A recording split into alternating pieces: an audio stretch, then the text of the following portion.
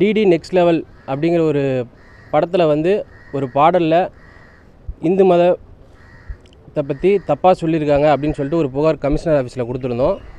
அதுக்கு வந்து சந்தானா அவர்கள் வந்து பார்த்திங்கன்னா என்ன பதில் சொல்லியிருக்காருன்னா, வரவங்க போகிறவங்களுக்கெல்லாம் பதில் சொல்லணுங்கிற அவசியம் கிடையாது, சென்சார் போர்டுக்கும் நீதிமன்றத்துக்கு மட்டும்தான் பதில் சொல்லுவோம் அப்படிங்கிற ஒரு ஆணவ பேச்சு பேசியிருக்காரு. இது வந்து கண்டிப்பாக ஏற்றுக்க முடியாது. காரணம் என்ன, நாங்கள் வந்து ஒரு தேசிய கட்சியில் ஒரு மாவட்ட பொறுப்பில் இருக்கிறேன், அவரும் வந்து ஒரு ஒன்றிய பொறுப்பில் இருக்கார்.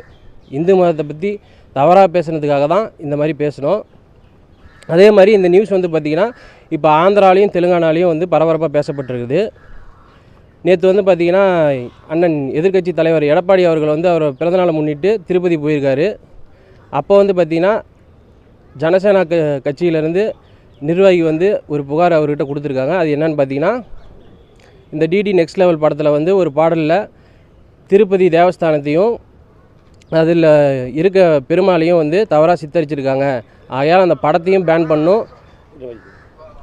அப்படி இல்லைனா வந்து அந்த பாடல்லையும் தடை பண்ணணும் அப்படின்னு சொல்லிட்டு ஒரு புகார் வந்து அண்ணன் எடப்பாடி கிட்ட கொடுத்துருக்காங்க.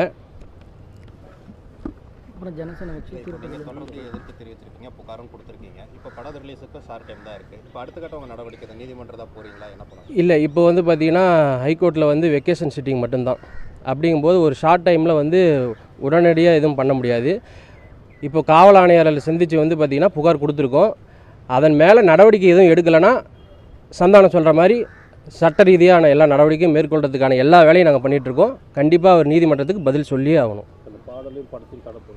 அந்த பாடல் வந்து பார்த்திங்கன்னா அந்த பாடலில் வந்த வரிகளும் எடுக்கணும். அந்த பாடலை ஒட்டுமொத்தமாக வந்து பார்த்திங்கன்னா அந்த படத்துலேருந்து நீக்கணும். அதுதான் வந்து எங்களோட கோரிக்கை.